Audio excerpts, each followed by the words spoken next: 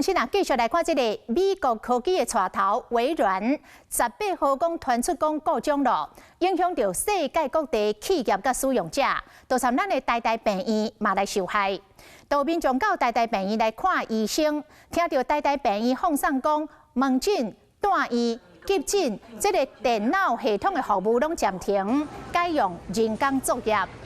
院方嘛证实讲，这报道、影像等等相关的系统确实是受到影响，但是无到半点钟就复原了。这院方是强调讲，这院内的医疗系统是台家己编写的，所以大部分无受到微软的影响。主要是报道的系统第一站无法度来使用，医疗系统也是照常来运作。